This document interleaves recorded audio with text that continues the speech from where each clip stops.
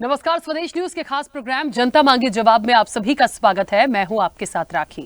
राजनेता वार पलटवार के लिए ऐसे ऐसे शब्दों तक पहुंच जाते हैं जिसके बारे में हम सोच भी नहीं पाते। शहजादे, शहंशाह, पनौती, जेब कतरा, पप्पू, छोटा पप्पू, ऐसा ही एक नया शब्द कांग्रेस नेता राहुल गांधी खोज कर लाए हैं। खटाखट उन्होंने इस शब्द का इस्तेमाल क्या किया वो चर्चा में तो आ गया, और तो और पीएम नरेंद्र मोदी भी इससे अछूते नहीं रहे। पीएम मोदी ने इस शब्द का इस्तेमाल किया भी तो राहुल पर हमले के लिए। दरअसल बीजेपी और इंडिया गठबंधन अब 5वें चरण की तैयारी में जोर शोर से व्यस्त है। बीजेपी को सत्ता बचानी है तो इंडिया गठबंधन को सरकार बनानी है। अब ऐसे में सबसे महत्वपूर्ण होता है उन मुद्दों पर बात करना जो सीधे जनता से जुड़े होते हैं, तो वो तो जैसे गायब ही हो गए हैं। और अब एंट्री हुई है खटाखट और प्रभु श्री राम की। ऐसे में एक बात तो साफ नजर आ रही है कि चरण दर चरण एक नया मुद्दा जोर पकड़ रहा है। लगातार रैलियों और रोड शो में व्यस्त दिग्गज अपने दावों से खुद की मुसीबत ज्यादा बढ़ाते नजर आ रहे हैं और अपने ही बयानों में घिरते जा रहे हैं। और इन्हीं बयानों के साथ इस बार 5वां चरण पहुंच गया श्री राम की शरण में। चर्चा को आगे बढ़ाएंगे, उससे पहले देखिए ये रिपोर्ट।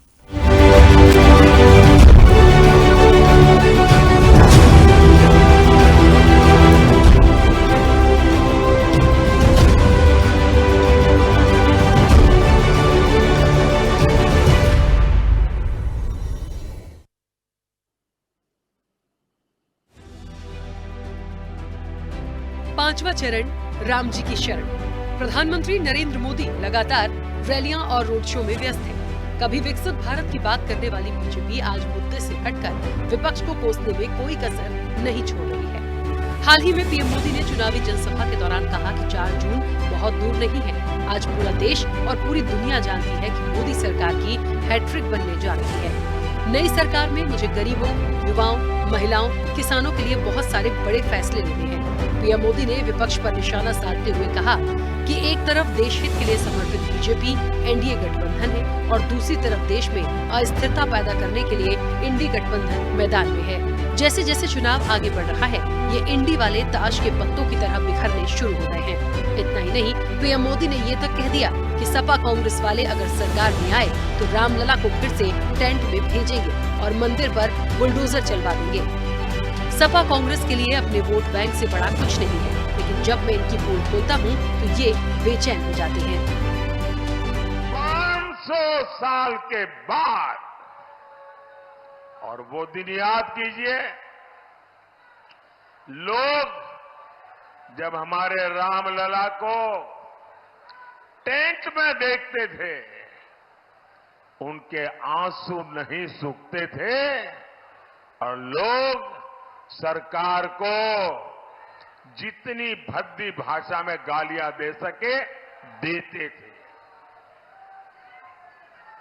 लेकिन आज 500 साल का इंतजार खत्म हुआ कि नहीं हुआ? रामलला भव्य मंदिर में विराजित हुए कि नहीं हुए? किसके कारण? किसके कारण? ये तो आपके एक वोट के कारण हुआ है। ये आपके वोट की ताकत है जिसने एक दमदार सरकार बनाई, एक मजबूत सरकार बनाई और आपका 500 साल का इंतजार समाप्त हुआ।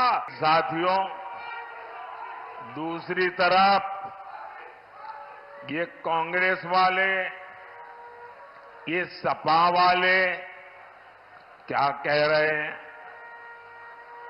पहले इन्होंने रामलला को टेंट में पहुंचाया, फिर अपनी वोट बैंक को खुश करने के लिए इन्होंने कहा यहां मंदिर की जगह कोई धर्मशाला बना दो, कोई स्कूल बना दो, अस्पताल बना दो। अब जब मंदिर बन गया तो उन्होंने इतना पेट में जहर भरा पड़ा है, इतना जहर पड़ा है, पता नहीं उनकी राम से क्या दुश्मनी है। रामलला की प्राण प्रतिष्ठा का निमंत्रण ठुकरा दिया। सपा कांग्रेस वाले सरकार में आए तो रामलला को फिर से टेंट में भेजेंगे और मंदिर पर बुलडोजर चलवा देंगे। क्या योगी जी से यही सीखना है क्या? अरे जरा योगी जी से ट्यूशन लो, बुलडोजर कहां चलाना कहां नहीं चलाना। हाल ही में अपनी रैली के दौरान पीएम मोदी ने कुछ खास बातों पर जोर दिया। इंडी वाले ताश के पत्तों की तरह बिखर रहे हैं। समाजवादी शहजादे का दिल ही टूट गया। हमें गाली देने वाले नहीं, काम करने वाले सांसद चाहिए। विकास की तेज रफ्तार दमदार सरकार ही देगी। आपके एक वोट के कारण रामलला आज मंदिर में है। सपा कांग्रेस राम मंदिर पर बुलडोजर चला देंगे। इंडी वाले आरक्षण छीनना चाहते हैं। लालू को पीएम ने चारा घोटाले का चैंपियन कहा। कांग्रेस संपत्ति का आधा हिस्सा वोट जिहाद करने वालों को देना चाहती है। सपा के राज में बिजली भी वोट जिहाद वालों के लिए थी। योगी जी भी यूपी में सफाई कर रहे हैं। ये वो बातें हैं जिसके जरिए पीएम मोदी ने इंडिया गठबंधन पर जमकर निशाना साधा। कुछ दिन पहले कांग्रेस के पूर्व अध्यक्ष राहुल गांधी ने कहा था कि विपक्षी गठबंधन की सरकार बनी तो महिलाओं के खाते में हर महीने 8,500 रुपए खटाखट जाएगा और एक झटके में गरीबी से मुक्ति दिला देंगे।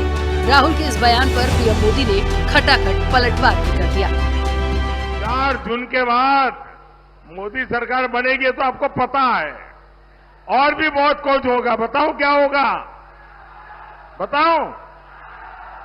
ये इंडी गठबंधन टूट करके बिखर जाएगा। खटाखट।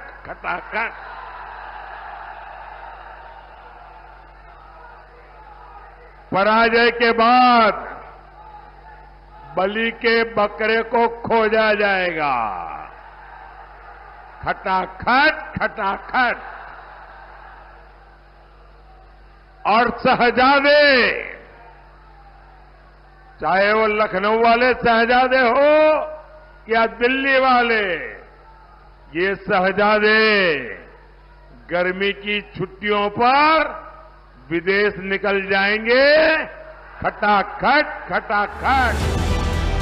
राहुल गांधी के बाद आजकल सपा सुप्रीमो अखिलेश यादव भी पीएम मोदी की नजरों में समाजवादी शहजादे बने हुए हैं।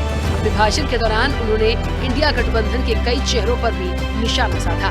कुल मिलाकर रामकाज से आगे अब राष्ट्र काज का समय बताने की बात की जा रही है और वो मुद्दे जिन्हें लेकर बड़े बड़े संकल्प पत्र, न्याय पत्र और गारंटी का जिक्र किया जा रहा था वो कहीं पीछे छूट गया है। अब इसमें राम जी किसका करेंगे बेड़ा पार, ये देखने वाली बात होगी। स्पेशल रिपोर्ट स्वदेश न्यूज। चलिए तो देखिए, निश्चित तौर पर 5वां चरण राम जी की शरण और खटाखट अब ये आया 5वें चरण में। ये 6वें चरण तक चलेगा क्योंकि मुझे लगता है ये वो बातें हैं जो लगातार कही जा रही हैं।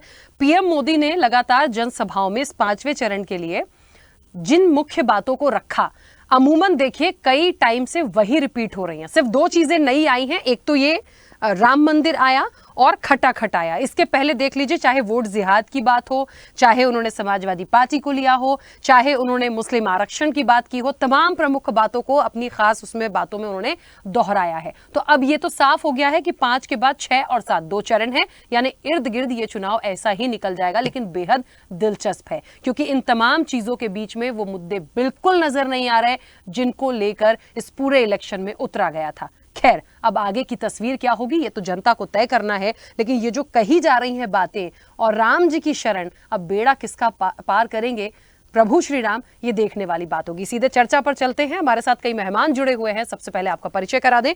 भारतीय जनता पार्टी का पक्ष रखने के लिए विवेक श्रीवास्तव हमारे साथ जुड़े हैं। विवेक जी, बहुत स्वागत चर्चा में जुड़ने के लिए। अब से कुछ देर में कांग्रेस का पक्ष रखेंगे राजेश कुमार दुबे। राजेश जी का भी बहुत स्वागत है। समाजवादी पार्टी का पक्ष रखने के लिए तारिक अहमद लारी हमारे साथ जुड़े हैं। तारिक अहमद जी, आपका भी बहुत स्वागत है। आम आदमी पार्टी का पक्ष रखने के लिए सैयद मोहम्मद तकी हमारे साथ जुड़े हैं। मोहम्मद तकी जी, आपका भी बहुत स्वागत है। राजनीतिक विश्लेषक डॉक्टर इंदुकांत दीक्षित हमारे साथ जुड़े हैं। इंदुकांत दीक्षित जी, आपका भी बहुत स्वागत है। और स्वदेश न्यूज के managing editor RP Srivastava ji हमारे साथ जुड़े हैं। आरपी श्रीवास्तव जी, आपका भी बहुत स्वागत है। कांग्रेस का पक्ष रखने के लिए राजेश कुमार दुबे जी भी हमारे साथ कनेक्ट हो गए। राजेश जी, आपका भी बहुत स्वागत है। चर्चा की शुरुआत सबसे पहले विवेक जी आपसे। मेरी आवाज पहुंच रही है? जी आ रही, खूब आ रही है। खूब आ रही है। विवेक जी, हमें तो खटाखट खूब सुनाई दे रहा है मुद्दों के अलावा। मतलब एक ने कहा नहीं, मुस्कुरा रहे हैं। आपको भी ऐसा लग रहा है? क्या हो गया? मतलब राहुल गांधी को तो कहा जाता था कि कुछ भी कह देते हैं, कुछ भी कह देते हैं। पीएम मोदी तो हर जगह पलटवार में खटाखट कर रहे हैं तमाम चीजों को। क्या ऐसे ही चलेंगे दोनों तीनों चरण? अब तो बस मुझे लगता है 5वां है ही, 20 तारीख है, फिर 25 को आ जाएंगे हम 6वें पे, 1 को हम आ जाएंगे 7वें पे। मुझे लगता है कि क्या इसी के इर्द गिर्द घूमेंगे? और अब तो मुझे तो सीधे ये पूछना चाहिए कि क्या सिर्फ राम जी के भरोसे ही है भारतीय जनता पार्टी? राखी जी, जो लोग देश को 60 सालों तक गरीबी से मुक्त न कर सके, वो आज कह रहे हैं कि हम खटाखट गरीबी दूर कर देंगे। ये वही लोग हैं जो कह रहे थे कि हम संसद में बोलेंगे तो भूकंप आ जाएगा, हालांकि प्लास्टर का एक कोना भी टूट के आज तक नहीं गिरा।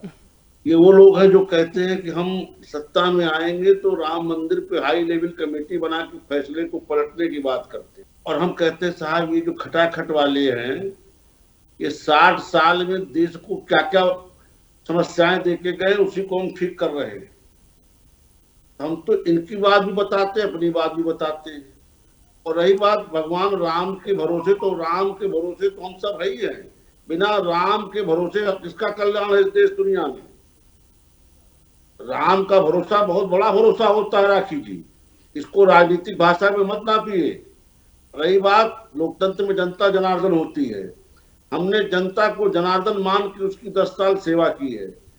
जिस समाज के जिस आदमी तक कभी विकास की किरण नहीं पहुंची, उस तक हमने विकास की किरण पहुंचाई है।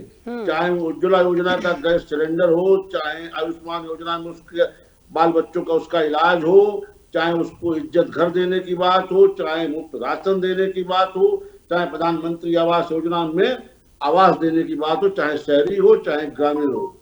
अगर इन लोगों ने ये काम किए होते, इससे आगे बढ़कर के हर घर जल नल योजना पे भी हमने काम किया, तो हम ये आज आजादी के अमृत काल में नए काम हमें न करने पड़ते। अच्छा विवेक जी, मुझे एक बात बताइए, राम जी की शरण, क्योंकि प्रभु श्री राम का जिक्र मैंने तो खुद से किया नहीं, ना मैं किसी पार्टी का कोई इलेक्शन लड़ रही हूँ, ना बाकी किसी ने कहा। सुनिए, एक मिनट मेरी बात सुनिएगा। आपने कहा राम जी को राजनीतिक रूप से नहीं लाना, क्योंकि आप बोल रहे थे, मैंने इंटरप्ट नहीं किया, फ्लो टूट जाता है। सब लोग मुझसे ऐसे कहते हैं, राखी जी बीच में बोलती हैं तो हमारा फ्लो गड़बड़ हो जाता है, इसलिए मैं सुन रही हूं। हमारा फ्लो नहीं गड़बड़ होता, आप बोलती रहे, मैं जवाब देता रहूं। अच्छा ठीक है, तो मुझे ये बताइए, अच्छा मुझे ये बताइए, अब मैं इंटरप्ट करूंगी, अब आप सुनिए, अब नहीं बोलेंगे आप, सवाल सुनिए। मोदी जी ने खुद ये बात इस 5वें चरण में उठाई प्रभु श्री राम को लेकर कि ये सपा और कांग्रेस वालों की यदि सरकार आ गई तो ये राम मंदिर पर बुलडोजर चला देंगे, रामलला फिर से टेंट में चले जाएंगे।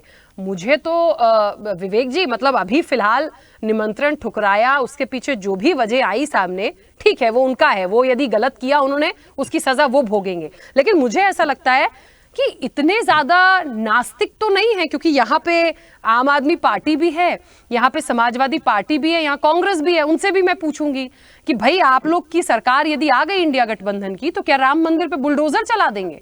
ये तो वैसा स्टेटमेंट दे गए पीएम मोदी। देखिए राखी जी, ये बयान कोई अकारण नहीं है। राहुल गांधी ने अपनी मीटिंग में कहा कि मैं सत्ता में आऊंगा तो हाई लेवल कमेटी बना के राम मंदिर के फैसले को पलटूंगा। ओवैसी आज भी बाबरी मस्जिद जिंदाबाद का नारा लगा रहे हैं। सुप्रीम कोर्ट के फैसले का कितना सम्मान लोग कर रहे हैं वो दिखाई दे रहा है। संसद तक में ओवैसी बोल जाते हैं। इसके आगे बढ़िए, कपिल सिब्बल राम मंदिर के फैसले को अटकाने की कितनी कोशिश किए। कदमा इस तारीख को न सुनिए, उस तारीख को सुनिए, उसके बाद फैसला करिए। और उसी कपिल सिब्बल को समाजवादी पार्टी ने राज्यसभा भेजा अपने कोटे से। तो सबकी मनसा, सबकी नियति साफ दिख रही है। और ये बातें कोई हमारे द्वारा नहीं बढ़ाई गई, ये बातें कांग्रेस के ही प्रमोद कृष्णन, जो बड़े वरिष्ठ नेता हुआ करते थे, उनके द्वारा उद्घाटित की गई कि राहुल गांधी ने अपनी हाई पावर कमेटी में बैठक में ये बोला है। और अभी तक इसका कोई कटाक्ष या कोई इसका स्पष्टीकरण कांग्रेस के नेताओं के द्वारा नहीं आया। तो हमें उस बात को गंभीरता से लेने की जरूरत है।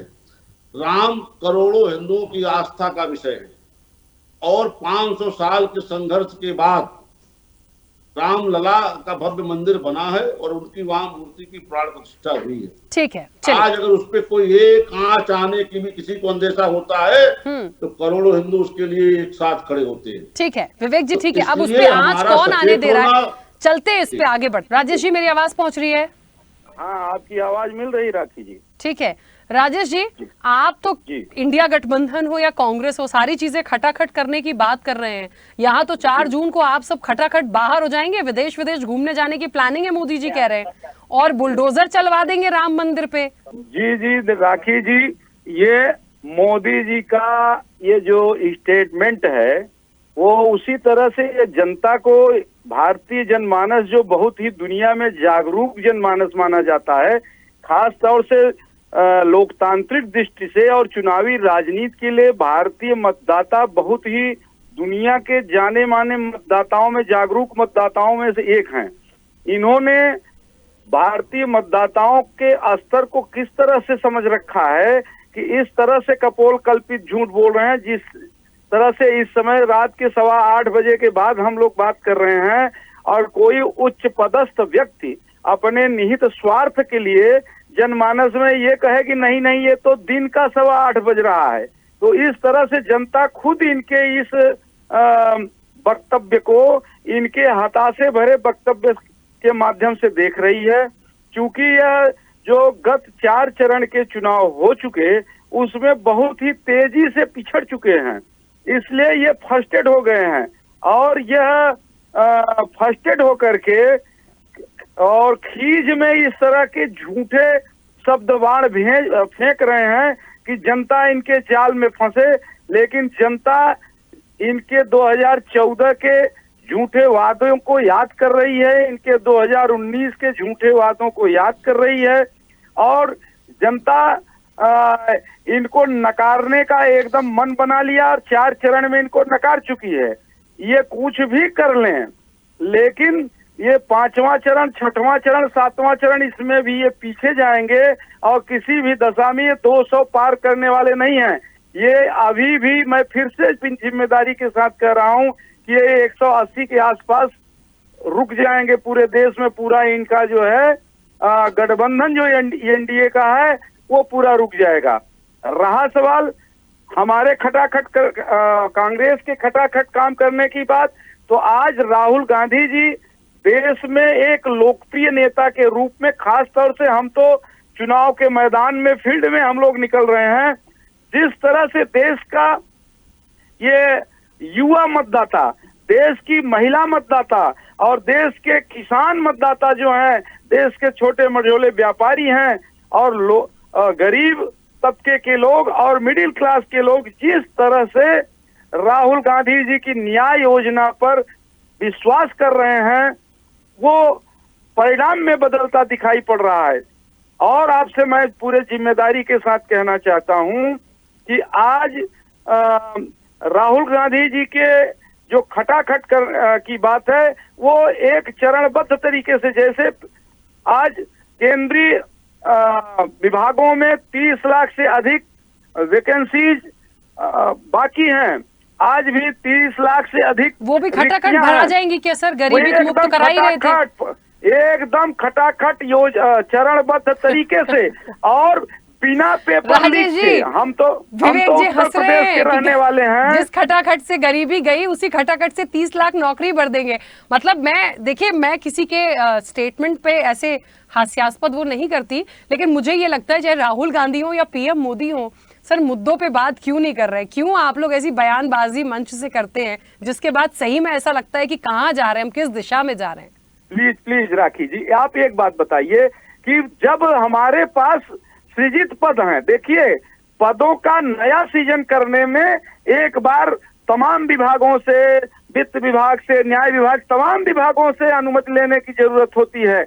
लेकिन जो सृजित पद हैं, जिन पदों पर पहले लोग कार्य कर चुके हैं और सेवानिवृत्त होने के बाद 30 लाख से अधिक पद रिक्त हैं, तो उन पदों को भर्ती करने के लिए हम समझते हैं कि कार्मिक विभाग का एक योजनाबद्ध तरीके से आदेश ही पर्याप्त होता है और उसके बाद तमाम विभाग अपनी विज्ञप्ति जारी करेंगे, विज्ञापन जारी करेंगे, जो भी शर्तें हैं उन शर्तों के अधीन आवेदन लेंगे और चरणबद्ध तरीके से प्रक्रिया पूरी करके नियुक्ति पत्र निर्गत करेंगे। तो इसमें कौन सा ये जो है ऐसी ये कूढ़ मात्र लग रही है आपको कि आप सोच रही हैं कि ये कठिन काम है? नहीं और नहीं, आपने कहा खटाखट कर देंगे, तो सर वो थोड़ा अलग खटाखट में टाइप क्या से लगा। दिक्कत? खटाखट ये है कि हम खटाखट सरकार सर में मतलब बैठे हैं। फटाफट, आप समझ रहे हैं, बिल्कुल होते से हाँ, एकदम हाँ, नौकरी मिल गई फटाफट 30 ही लाख। होगा। अरे भाई मेरे राखी जी, आप एक बात बताइए ठीक है। कि फटाफट का मतलब तो यही है ना कि हम किसी भी काम को तेजी से अब करेंगे। सर देखते हैं कि खटाखट 30 लाख नौकरी वाली सरकार बन रही है गठबंधन की, या फिर खटाखट विदेश जा रहे हैं आप, मोदी जी की सरकार आ रही है। अब देखते हैं, ये तो जनता का निर्णय है। ठीक है, ये तो बयान ही ऐसा आया था जिस पे ये बात करनी पड़ी। मैं वापस आऊंगी। तारिक अहमद लारी जी, मुझे ऐसा लगता है एक तो सपा कांग्रेस राम मंदिर पर बुलडोजर चला देंगे। सपा के राज में बिजली भी वोट जिहाद वालों के लिए थी, और समाजवादी जो शहजादे हैं उनका दिल टूट गया है, पीएम मोदी कह रहे हैं। देखिए, आज मुझे बड़ा अच्छा लगा मोदी जी का बयान सुन के। जो मुझे थोड़ा सा मुगालता था, मैं कंफ्यूज था, वो आज मोदी जी ने वो मेरा कंफ्यूजन दूर कर दिया। वो वाकई में एक सभासद के ही नेता रहने लायक है, वो राष्ट्रीय लेवल के नेता नहीं है, वो संसद के लायक नहीं है। जो आदमी सड़क छाप भाषा का इस्तेमाल करता हो वो सड़क छाप ही रहेगा। वो नाली खड़ंजा बिछाने के लायक ही आदमी है, वो आदमी प्रधानमंत्री पद के लिए नहीं है। और बहुत ही मुझे अफसोस होता है, बहुत ही अफसोस हो रहा है, मुझे मुंह छुपाना पड़ रहा है कि हमको कहना पड़ता है कि हमारे प्रधानमंत्री हैं। बेशर्मी की हद पार कर दी। और थोड़ा मुझे लग रहा है कि गर्मी का भी असर हो गया है, तो उनको डॉक्टर वगैरह मेडिकल कॉलेज या फिर एम्स में, नहीं तो फिर आगरा में अपना इलाज जरूर करा लें। एम्स वगैरह तो नहीं, आगरा में जरूर इलाज करा लें।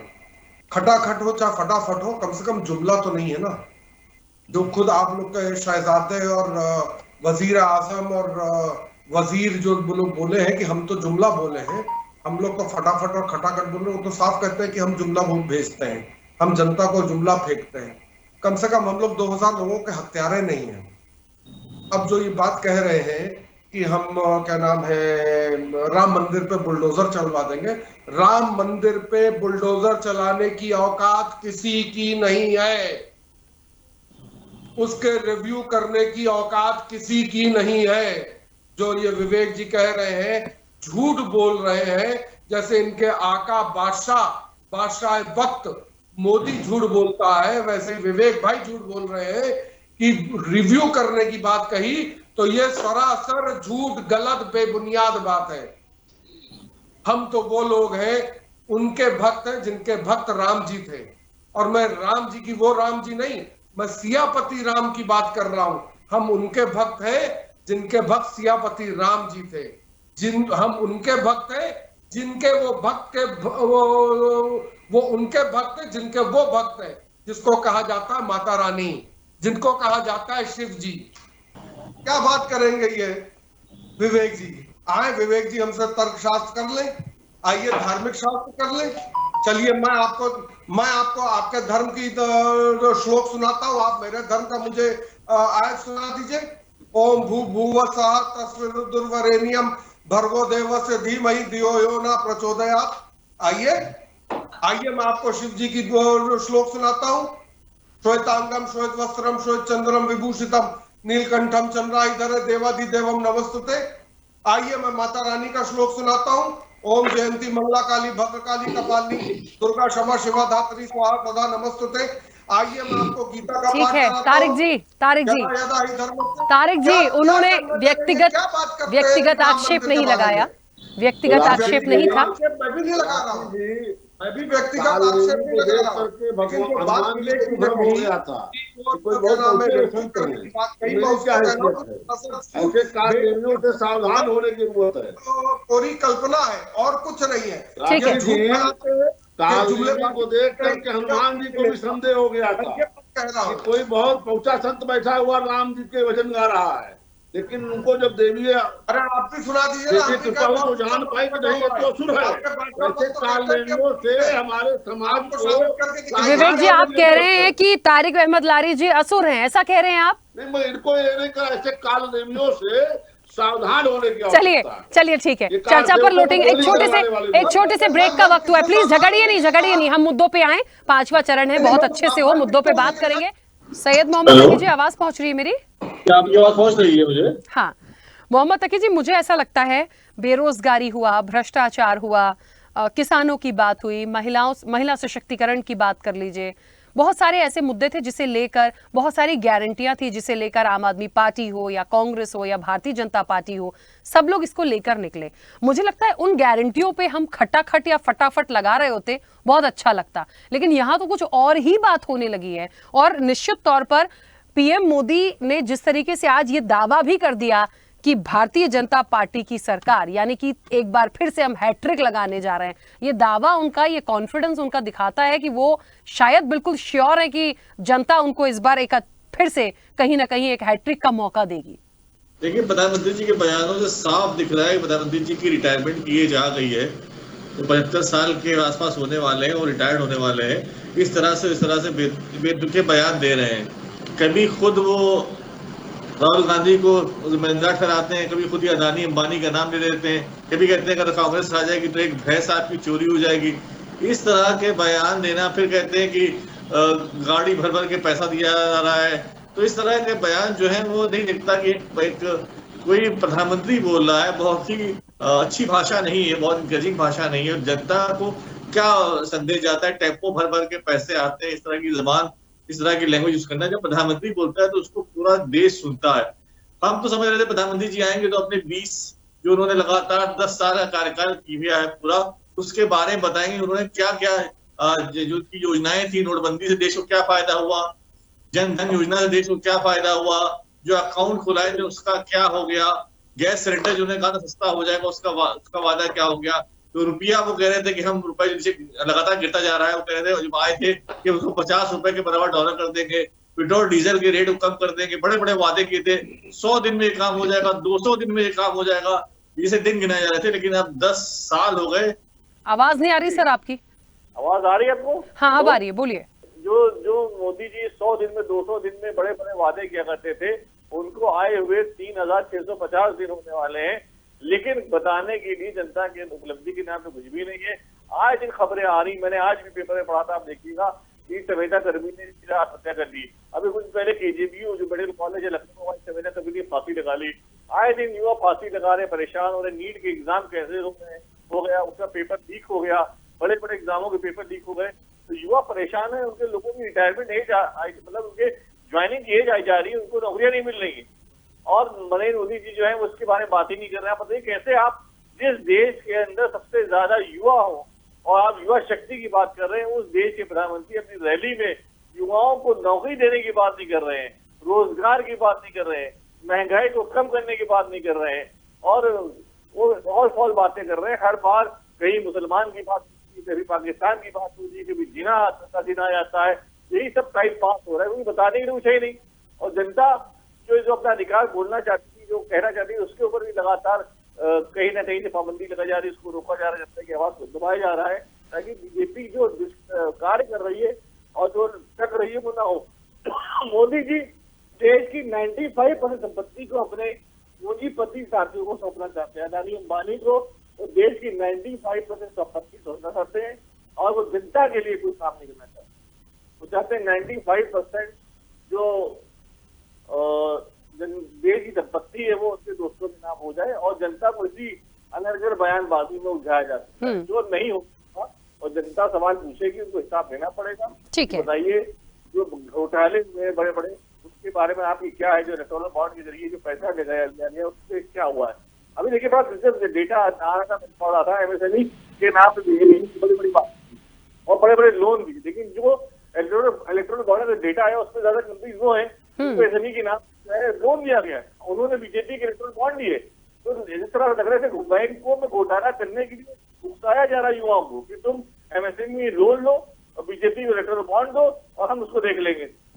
ठीक है, इसलिए बैंक का एनपीए बढ़ता जा रहा है, बैंक करप्ट होते जा रहे हैं, उनका लायबिलिटीज बढ़ती जा रही है और रुपया नीचे गिरता जा रहा है। ठीक है, मोहम्मद तकी जी वापस आऊंगी। ठीक है, इंदुकांत दीक्षित जी आवाज पहुंच रही है मेरी?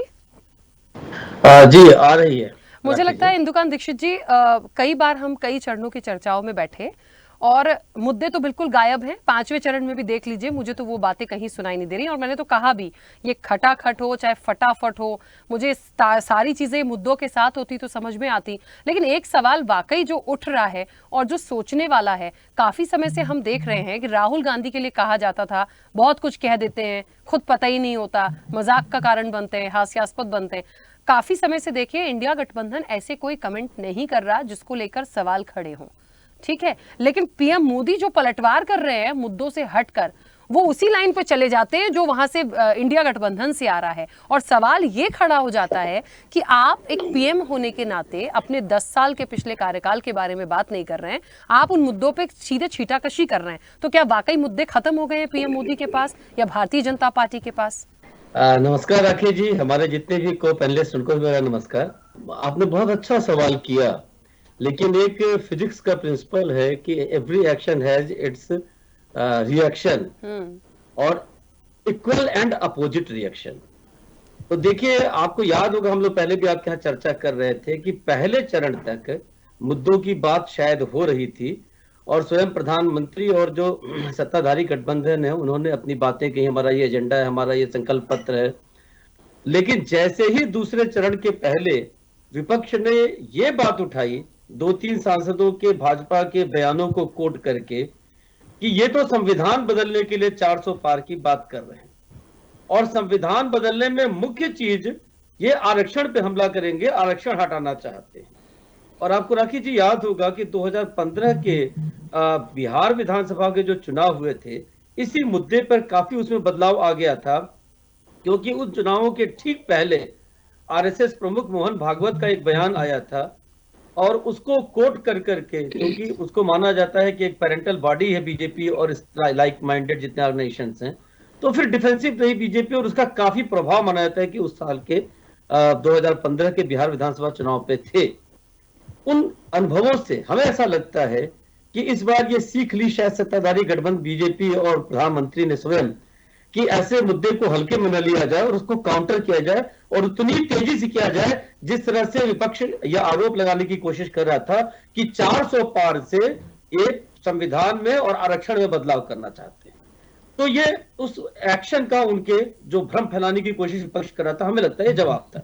लेकिन मैं इस बात से पूरी तरह सहमत हूं कि प्रधानमंत्री के स्तर पर, विपक्ष के मुख्य नेताओं के स्तर पर कभी भी इस तरह की वाहियात और गलत या हल्की बातें नहीं होनी चाहिए, उससे पद की मर्यादा घटती है। लेकिन मैं अभी अपने पैनल पे आता हूं, हमें बड़ा अफसोस हुआ सुनकर के जिस तरह से अपने लारी साहब प्रधानमंत्री के लिए जिस तरह के अपशब्दों की मर्यादा तोड़ते हुए बातें कह रहे थे। क्या वो थे कहीं से? ये बताता है कि हम किस तरह के समाज में कैसे रहते हैं। और मेरी बात सुन लीजिए लारी साहब, मेरे 1-2 सवाल हैं। बड़ा अच्छा लगा कि उन्होंने तमाम गीता से और गंगा पे, शिव पे, और सबसे बड़ी बात है कि गायत्री मंत्र का जाप भी बताया और कहा चुनौती देते हुए कि आप भी पढ़िए बीजेपी वाले जो नेता हैं उनसे।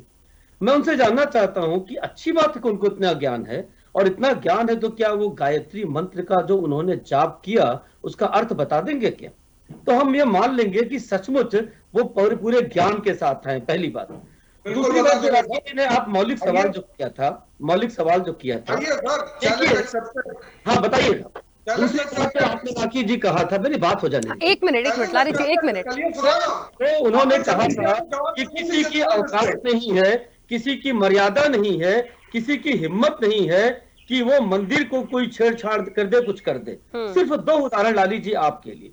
आपकी सरकार ने दिसंबर 1993 में भगवान शिव की धर्मपत्नी पार्वती जी, जिनको श्रृंगार गौरी में के रूप में जो ओरिजिनल मंदिर था काशी विश्वनाथ वहां थे, उसमें दिसंबर 1993 में एक एडमिनिस्ट्रेटिव ऑर्डर से वहां पे हिंदुओं का, सनातन धर्मियों का दर्शन बंद कर दिया। ये किसकी औकात थी? कैसे बंद कर दिया? क्यों बंद कर दिया? और उसके लिए लड़ते हुए 30 उसके बाद 30 साल बाद आज हाईकोर्ट के ऑर्डर से, हाईकोर्ट के ऑर्डर से जा करके उसके बाद वहां पे अर्चना शुरू हुई। किसकी औकात थी? दूसरी बात, एक अंतिम उदाहरण, राखी जी हमारी बात सुन लीजिए। लारी जी 1 मिनट सर, वो बीच में नहीं बोले थे ना, बोलने तो दीजिए। जो बात डायरेक्ट चैलेंज कर रहे हैं मैडम, तो डायरेक्ट चैलेंज करते हैं। 1 to 1 हो जाएगा। इसी देश में तमिलनाडु में, तारिक अहमद जी प्लीज एक मिनट रिक्वेस्ट कर रही हूँ सर एक प्लीज। जगह है, क्या नाम सुना है आपने? इसी देश में तमिलनाडु में पेलम्बूर करके एक जगह है, आपने सुना है? पेराम्बलूर। वहां पे राखी जी 2012 में मुस्लिम बहुल इलाके में सदियों से चली आ रही हिंदुओं की रथ यात्रा को इसलिए रोक दिया गया कि ये काफिरों की यात्रा है, ये पाप है, यहाँ राम का नाम लिया जाता है, ये इतने जहां पे 70% मुस्लिम आबादी है, यहाँ इस रथ यात्रा से मुस्लिमों की भावनाओं को ठेस पहुंचता है। और वहां की सरकार ने उसको स्वीकार कर लिया। वहां के लोग हाईकोर्ट में गए और जब मद्रास हाईकोर्ट ने ऑर्डर दिया तो 2021 में सरकार ने कहा कि अगर हम इसको अनुमति देंगे रथ यात्रा को तो यहाँ दंगा हो जाएगा। दूसरे पक्ष को पूछा, मुस्लिम पक्ष को, कि अगर यही पूरे देश में होने लगे कि जहां हिंदू बहुल है वहां ताजिया नहीं निकलेगा तो क्या आपको स्वीकार्य होगा? ये कौन सा तर्क हुआ कि यहाँ मुस्लिम अधिक है तो हिंदू की रथ यात्रा नहीं निकलेगी, यहाँ हिंदू अधिक है तो मुस्लिम की यात्रा नहीं निकलेगी? अल्टीमेटली मद्रास हाईकोर्ट के इंटरवेंशन से 2021 में वो यात्रा शुरू हुई। ये किसकी औकात थी तारिक जी? इसलिए किसी की औकात की बात करना चाहिए। एक मिनट तारिक अहमद जी, बस एक मिनट। अलवर में जहाँ बीजेपी के मेयर थे वहाँ मंदिर पे बुलडोजर किसने चलवाया? पूछिए इनसे। दिल्ली में जो हनुमान जी के मंदिर को तोड़ने के लिए बीजेपी ने साजिश करी थी वो आम आदमी पार्टी ने फेल कर दी, किसने करी थी? इसे पूछे। काशी विश्वनाथ में जो मंदिर तोड़े गए हैं इतने सारे पुराने ऐतिहासिक मंदिर को किसने तोड़वाए थे? 30-40 से ज्यादा मंदिर तोड़ दिए गए और सभासदों ने, संतों ने। मुझे एक बात यहाँ बोलनी है कि यदि राम मंदिर का मुद्दा, पहली बात तो अब हम यदि गाइडलाइंस पे चले जाएं इलेक्शन कमीशन की, तो क्यों हम धर्म के नाम पर, आस्था के नाम पर, भगवान के नाम पर वोट अपील कर रहे हैं? नहीं करना चाहिए, इतनी समझ तो सारे दिग्गजों को होती है। हम क्यों उस चीज को ला रहे हैं? अब क्योंकि वो मुद्दा आ गया तो उस पर इतनी बात निकल रही है। मुझे लगता है किसी को व्यक्तिगत हम आरोपित या आक्षेप ना लगाएं। ये बात बिल्कुल सच है कि जो जनता है वो मुद्दों से सरोकार रखती है, लेकिन मुद्दे गायब हैं। शायद इन्हीं की वजह से आगे चलना चाहते हैं। लेकिन एक बात और महत्वपूर्ण है, आगे का जो 5वां और 6वां चरण है वो बेहद महत्वपूर्ण होगा। और खास तौर पर उत्तर प्रदेश, जहां से तस्वीर बिल्कुल सदके निकलती है, 14 सीटें महत्वपूर्ण होती हैं। शासन में तोड़े गए। ठीक है, एक मिनट लारी जी, एक मिनट। आरपी श्रीवास्तव जी की प्रतिक्रिया आ जाए। वैसे भी समय बहुत थोड़ा सा नजदीक बचा है तो मुझे लगता है इस पे हम बहुत ज्यादा बहस ना करें, पॉइंट टू पॉइंट बात आ जाए बेहतर होगा। एक मिनट रुकिएगा इंदुकान जी। आरपी श्रीवास्तव जी, 2-3 बातें। देखिए, ये बयान है, क्रिया की प्रतिक्रिया होती है, ये हमें पता है, लेकिन ये बात सच है कि क्या एक कोई विपक्ष की तरफ से कोई बात आती है तो हम मुद्दा छोड़ के उनकी बातों को लपक लेंगे और उसी पर हम प्रतिक्रिया दे देंगे? तो ये क्या उचित है? मुद्दों पे बात करना चाहिए, इतनी समझ होनी चाहिए भारतीय जनता पार्टी या पीएम मोदी को। मुझे लगता है जो सारे सभी लोगों का कहना है, हर अमूमन सभी चर्चाओं में, इंदुकान दीक्षित जी ने भी कहा। लेकिन हमें ये देखना होगा, ये 5वां चरण होगा और 5वें चरण के साथ 6वां चरण। उत्तर प्रदेश की जो सीटें हैं, पूर्वांचल का जो एरिया, महत्वपूर्ण कुछ सीटें हैं जहां पे चाहे आप यादव वोटर्स देख लीजिए, चाहे SC ST OBC देख लीजिए, दलित देख लीजिए, मुस्लिम देख लीजिए, ये महत्वपूर्ण भूमिका निभाएंगे। तो क्या इन्हीं मुद्दों पे रह जाएंगे आप? क्या उनको इन बातों से फर्क पड़ रहा है कि समाजवादी पार्टी या कांग्रेस आती है तो बुलडोजर चला देगी राम मंदिर पे, या वो अपना हित देख रहे हैं या वो अपने मुद्दे देख रहे हैं? नहीं, देखिए राखी जी, सबसे बड़ी बात यह है कि जैसे मान लीजिए आचार संहिता लगी हुई है, धर्म के नाम पर, जाति के नाम पर, ये तमाम बहुत सारे हमारे हिंदुस्तान में जो है चुनाव आयोग के पास ये पूरी बहुत सारी ये है शक्तियां हैं कि इस पर वोट न मांगा जाए। लेकिन हमें लगता है कि शुरू से ही ऐसी स्थिति है कि लगातार जो भी जिम्मेदार दल हैं, जो भी जिम्मेदार पदों पर हैं, जो संवैधानिक पदों पर हैं, अगर इनकी मर्यादा नहीं रखेंगे तो देश की जनता कहाँ रखेगी? सबसे बड़ा सवाल तो ये है। मैं इंदुकान जी की बात को आगे बढ़ाता हूँ कि जैसे 400 पार का नारा जो उन्होंने बताया, उसके बाद प्रतिक्रिया आ गई संविधान बदलने की। तो नारा आपने दिया, आप ही के कोई सांसद बोलते हैं कि संविधान 400 इसलिए चाहिए कि संविधान में बदला जा सके। ये सब बातें जब छोटी छोटी आती हैं तो एक बड़ा रूप पकड़ लेती हैं।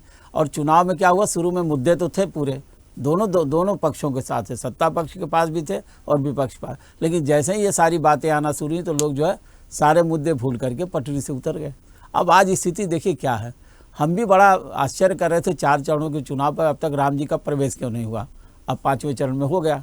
अब जब 5वें चरण में इस मंदिर को लेकर के बातें आ गई, बुलडोजर तक की बात आ गई, देखिए क्या है ये सब सारी चीज़ें। लगता है कि आम जनता या तो गुमराह हो रही है या गुमराह किया जा रहा है, या आम जनता देख रही है। देखिए ये चुनाव है, इसमें विवेक सारी बिहारी। चीज़ें देखने वाली बात होंगी। मुझे लगता है कि इन चुनावों में चाहे विपक्षी दल हो, अब आपने बोला ना खटाखट, भाई इतना जल्दी बेरोजगारी महंगा वो कैसे गरीबी दूर हो जाएगी, आप ये भी इस पर सवाल खड़ा हो सकता है, लेकिन उसको कहीं और जोड़ देना ये अलग बात है। हमें लगता है कि ये जो चुनाव है, जो अभी तक का जो समीकरण है, जो सारी चीज़ें निकल के आ रही हैं, बहुत सारे ऐसे मुद्दे हैं जो जनता तक जा चुके हैं। अभी तक ये दल नहीं समझ पा रहे हैं कि जनता क्या चाहती है। जनता बड़ी तमाशबीन बन के देख रही है, और शायद यही वजह है कि ये जो चुनाव है कभी मुद्दे पर आ ही नहीं पा रहे हैं। और ये तो अब तो हमको लगता है कि जो 3 चरण बचे हुए हैं इनमें आने की कोई संभावना भी नहीं है। बिल्कुल। ना ही बेरोजगारी, भ्रष्टाचार, इसके अलावा जो भी व्यवस्था है, हम ये कहने में कोई गुरेज नहीं है कि जो भी भारतीय जनता पार्टी ने, प्रधानमंत्री मोदी जी ने जो 10 साल शासन किया, उसमें बहुत सारी कल्याणकारी योजनाओं को चलाया है, इसमें कोई दो राय नहीं। और वो योजनाएं इतनी पर्याप्त है कि जिसको लेकर के चुनाव में बात की जा सकती है, लेकिन ऐसा हो नहीं पा रहा है। इसी तरह से विपक्ष के बारे में आप देखिए, बहुत सारी गारंटी, बड़ी सारी जो योजनाओं को लेकर के आए हैं, उस पर क्यों नहीं बात करते हैं? कोई दल बात करने के लिए तैयार नहीं है। तो सवाल यह है कि ये सब सारी बातें आएंगी। बहुत सारी ऐसी चीज़ें हैं जो कि जनता को गुमराह कर देना, जनता को घुमा देना, ये तो कला देखिए नेताओं में है।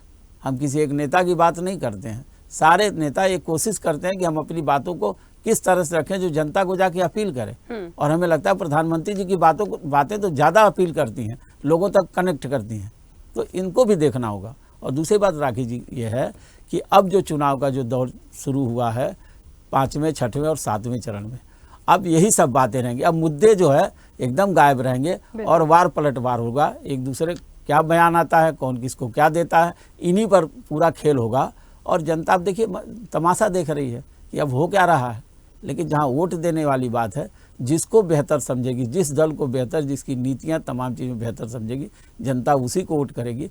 मतदाता इतना जो है नासमझ नहीं है, और ख़ास करके आज का मतदाता, आज के 50 साल 30 साल पहले के मतदाता आज में बहुत अंतर है।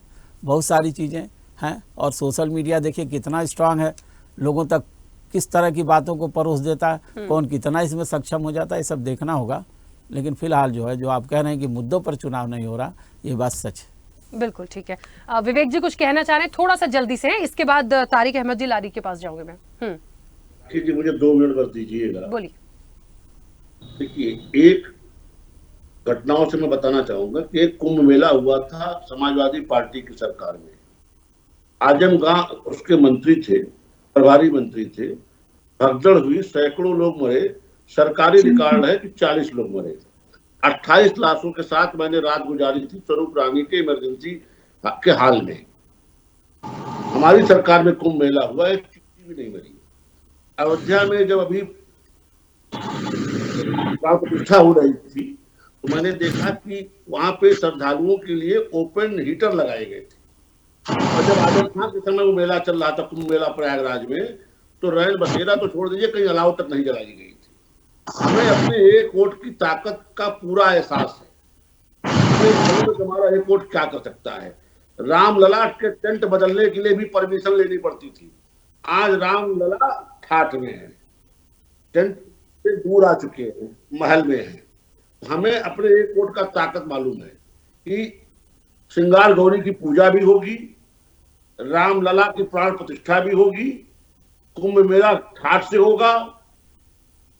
इसलिए हम अपनी बात साफ साफ कहते हैं कि एक वोट की तुम्हारी ताकत क्या क्या कर सकती है। नहीं तो मतलब ये यदि एक वोट की ताकत गठबंधन को मिलेगी तो ये लोग राम मंदिर में बुलडोजर चला देंगे। बात तो वही आ गया ना सर, चलाया है, नहीं आ गया। गोली चलवाई है, शंकराचार्य को गिरफ्तार किया है, श्रृंगार गौरी में पूजा बंद कराई है,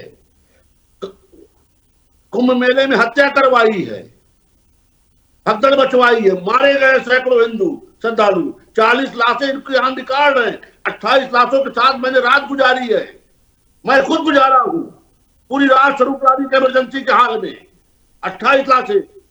ठीक है विवेक जी, मैं तो झूठ नहीं बोल रहा। चलिए, तो क्या ये मुद्दा, ये इलेक्शन इसी बात पर हो रहा था? मुझे बताइएगा, क्या ये पूरा इलेक्शन पहले चरण से इसी बात पे हो रहा था कि राम मंदिर पे आके रुक जाएंगे या पुरानी बातों पर रुक जाएंगे? हमारी आस्था का केंद्र है राखी जी। राम जी का नाम सुना। और रही बात, हमें अपने एक वोट की ताकत हमारे समाज को एहसास कराना है। ठीक है। नहीं ऐसे काल नेमी जैसे लोग श्लोक सुना करके ठगने के लिए बाजार में घूम रहे हैं। ठीक है, तारिक अहमद लारी जी बोलिए। ठीक है विवेक जी, दिया मैंने समय। मुख्यमंत्री आवास में सांसदों का, महिला सांसदों को पिटने वाले हमें नारी रक्षा उपदेश दे रहे हैं। ठीक है विवेक जी, ठीक है, हमें इनसे सावधान रहना है। तारिक और अहमद रही बात, हम तो इनसे मान चुके हैं, मोदी को गाली देंगे, हमको गाली देंगे, हम इनसे सारी अपेक्षाएं करते हैं। हम लोग इनकी बातों का कटाक्ष भी नहीं करते। ठीक है विवेक जी, मैंने दिए आपको समय दिया, अब उनको बोलने दीजिए, समय हो जाएगा। 2-3 लोग और बोलना चाहते हैं, प्लीज उनकी बात आ जाए, प्लीज 1 मिनट। तारिक अहमद लारी जी बोलिए। मोहम्मद तकी जी आइए, बस 2 मिनट।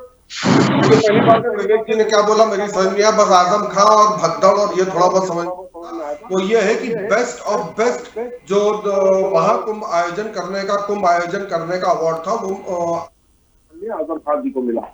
दूसरी बात, जो अभी दीक्षित जी ने कहा कि प्रधानमंत्री हमने अभी मोदी जी के लिए बड़ा अब शब्दों का इस्तेमाल किया, वो इसी लायक है दीक्षित जी। दूसरा, अगर आपको कभी धर्म को ऊपर शास्त्र करना हो तो आ जाइए, बैठेंगे, लेकिन ज्ञान आप फिर कुरान को भी लेकर आइएगा, क्योंकि आपको तकलीफ। और फिर हम बात करेंगे ओरिजिनल रामायण, वाल्मीकि रामायण। हम ये इसकी रामायण की बात नहीं करेंगे जो 400 साल पहले लिखी गई है तुलसीदास की रामायण की बात नहीं करूंगा, पर मैं वाल्मीकि रामायण के हिसाब से आपसे बात करूंगा, जिसको आप ब्राह्मण लोग किसी को पढ़ने नहीं देते हैं।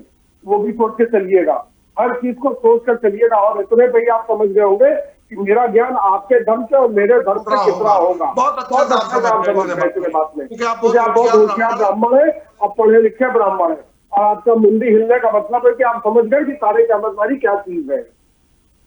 मेरे गुरु का नाम है आचार्य अवधेश, कभी उनसे मिल लीजिएगा तो सारे ज्ञान आपको आपके धर्म के भी मिल जाएंगे। चलिए, आचार्य अवधेश। दूसरी बात, जो भी बात हो रही है, इलेक्शन कमीशन कहाँ गया? मोदी इतना बोल रहा है राम मंदिर के ऊपर, और हिंदू मुस्लिम कर रहा है, मस्जिद के ऊपर बोल रहा है, मंदिर के ऊपर बोल रहा है। इसके लोग तीर धनुष दिखाकर मस्जिद को ढालने की बात कर रहे हैं, 15 सेकंड की बात कर रहे हैं। कहाँ गया है? हम लोग के ऊपर बयान हो जाती है। विवेक जी बैठे हुए, राम मंदिर हमारी आस्था है, उसी के नाम पर वोट मांग रहे हैं, ये सब कर रहे हैं। कहाँ है इलेक्शन कमीशन? क्यों नहीं FIR दर्ज की जा रही है? अभी तारिक अहमद लारी मस्जिद के नाम पर वोट मांग ले, तो अभी यही दीक्षित जी जाकर सबसे पहले इलेक्शन कमीशन में तारिक अहमद लारी की शिकायत करेंगे कि हमारे साथ तारिक अहमद लारी बैठे, तो लोग मस्जिद के नाम पर और धर्म के नाम पर और जाति के नाम पर वोट मांगा, गारंटी के साथ। चलिए मोहम्मद तकी जी, कोई नहीं हो रहा है। तारिक अहमद लारी जी 1 मिनट। मोहम्मद तकी जी कुछ कहना चाह रहे थे, आप भी बोलिए। राकेश जी, मैं इतना ज्ञानी नहीं हूँ, वो ज्ञान की बातें हो रही है, लेकिन मैं आपको बताना चाहता हूँ कि देर में आपकी डिबेट चली है। लखनऊ जो उत्तर प्रदेश की राजधानी, उसमें 7-8 बार लाइट गई है और आई है, और मैं बहुत देर से बिना पंखे के बैठा था, फिर मैंने बल्ब लगाए हुए हैं जो रिचार्ज हो जाते हैं, उससे लाइट आई। ये आपके सामने आपने खुद महसूस किया होगा, मैं कई बार आ रहा था, कट रहा था और ज्वाइन। तो लखनऊ जो देश की सबसे बड़ा प्रदेश है, उसकी राजधानी में 1 घंटे की डिबेट के दौरान 7 बार लाइट गई आई है। आप बताइए देश के मुद्दे कहाँ खो गए? यही इंडिया गठबंधन ने कहा, एक केजरीवाल ने कहा कि हमारी सरकार आएगी तो 24 घंटे लगातार अनइंटरप्टेड बिजली आएगी। देश को 70 साल आबादी के बाद मुख्यमंत्री आवास सांसद को पीटोगे, भाई कैसे बंगला बना के 8 लाख का पर्दा लगा करके अपनी महिला सांसद को पीटोगे? कैसे ऐसी लाइट का क्या करेगी जनता? ऐसी लाइट का जनता का क्या मतलब भाई? बिजली में सारी लाइट नहीं चाहिए, महिला सांसद अपने आवाज पीटने के लिए लाइट नहीं चाहिए। 45 लाख का बंगला, 45 लाख का 8 लाख का पर्दा,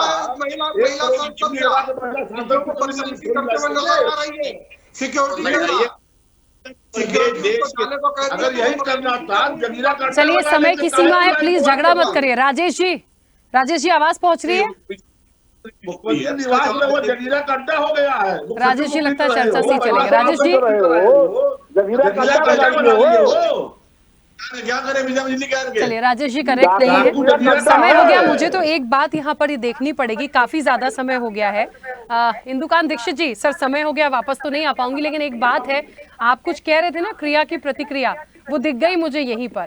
देखिए यहाँ पर पूरा राम मंदिर का सार, पूरे इतिहास से लेकर तमाम चीजें आ गई, और ये जो लाइट वाली बात आई उसका भी पलटवार तुरंत आ गया कि क्या लाइट और पंखे इसलिए चाहिए कि महिला सांसद को मारे आम आदमी पार्टी। तो मतलब ये क्रिया की प्रतिक्रिया कैसे आ रही है और कैसे चले जाना है, ये वाकई बहुत कुछ दर्शाता है। लेकिन फिर भी ये बात सच है कि अब मुद्दों पे नहीं आएंगे, अब इनकी बदौलत जनता किसको चुनेगी ये देखने वाली बात होगी। और चर्चा की जो टैग लाइन थी ना, 5वां चरण राम जी की शरण, ये देखेंगे कि ये जो राम जी की शरण और आशीर्वाद है ये किसे फटाफट मिलेगा, ये देखने वाली बात होगी। आप सभी का बहुत शुक्रिया विवेक जी बहुत शुक्रिया सभी का इस चर्चा में जुड़ने के लिए। निश्चित तौर पर देखिए, एक बात तो है, कुछ भी कहेंगे, कुछ भी बोलेंगे, जो आएगा उसका पलटवार करते चले जाएंगे, लेकिन जनता भी अपना मन बना चुकी है। हर स्टेट के अपने समीकरण काम करते हैं। ये देखने वाली बात होगी कि आखिर 4 जून को क्या नतीजे आएंगे। लेकिन ये मुकाबला और ये इलेक्शन बहुत अलग सिनेरियो में है, बेहद दिलचस्प है और नतीजे भी हम और आपको कुछ ऐसे ही मिलेंगे। चर्चा में इतना ही। बने रहिए स्वदेश न्यूज के साथ। सबसे पहले देश।